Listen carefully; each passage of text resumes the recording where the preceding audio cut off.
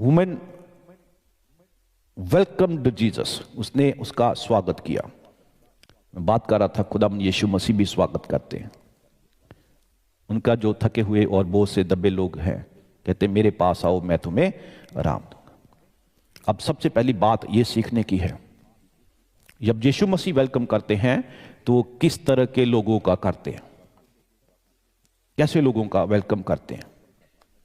प्यारे जो बाइबल इस बात पर बयान करती है, खुदावंद यीशु मसीह के समय में यहूदी लोगों में औरत का स्टैंडर्ड बहुत लो था। उन्हें एक चीज मात्र, एक वस्तु मात्र के समान गिना जाता था।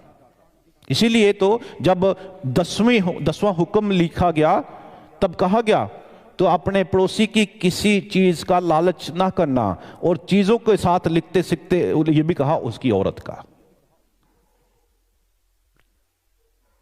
She was considered just like a thing, एक वस्तु के रूप में जानी जाती थी। लेकिन इट्स जीसस क्राइस्ट, जब यीशु मसीह आते हैं, यीशु मसीह उसके स्टैंडर्ड को ऊंचा करते हैं, उसे परमेश्वर की संतान, परमेश्वर की बेटी होने का हक बख्शते हैं।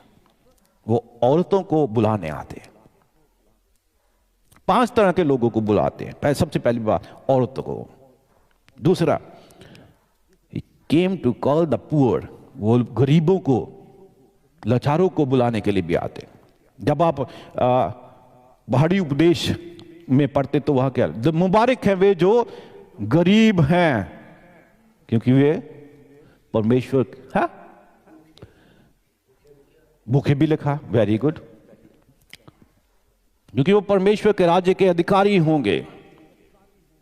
प्यारे जो प्रभु यीशु मसीह गरीबों को बुलाने। तीसरी बात, अनक्लीन, अशुद्ध लोगों को।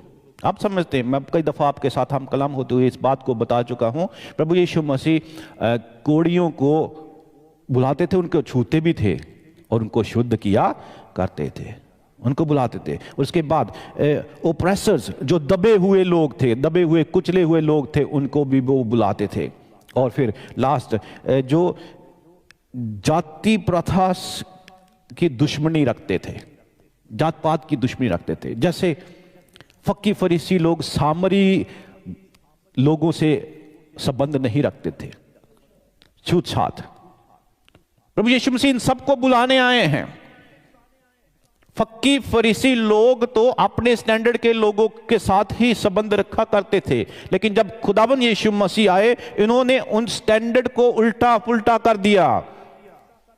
जब खुदा के कलाम में मत्ती की इंजील 20 अध्याय उसकी 16 आयत में कहते हैं, जो अगले हैं वो पीछे और जो पीछे है वो आगे हो जाएंगे, समाज के सिस्टम को बिल्कुल विपरीत कर देते हैं।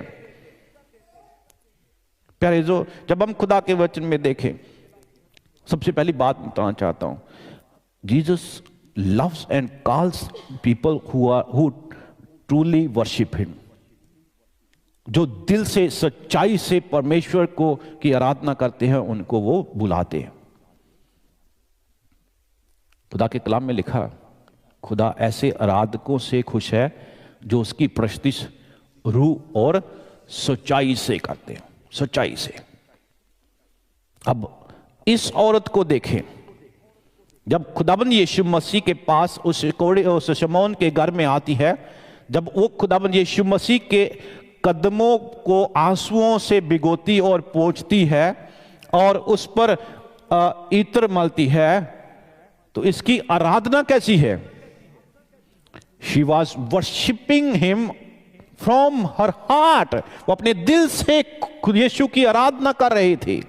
उसके लिए सब कुछ यीशु मसीह ही था। इसके विपरीत अगर फक्की फरीसी को देखें, फरीसी ने, मैंने आपको सारे पहले बता दिया, उस ट्रेडिशन को भी उसको वेलकम करने के लिए फॉलो नहीं किया। इसलिए खुदाबंद यीशु मसीह ऐसे लोगों से खुश नहीं है।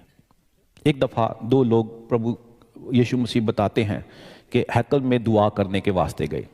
एक फक्की फरीसी था और दूसरा चुंगी लेने वाला। उन दोनों की प्रार्थना का जिक्र प्रभु यीशु मसीह वहां करते हैं। तो कौन था जो प्रभु की, जिसकी प्रार्थना खुदा के आगे ग्रहण योग्य हुई?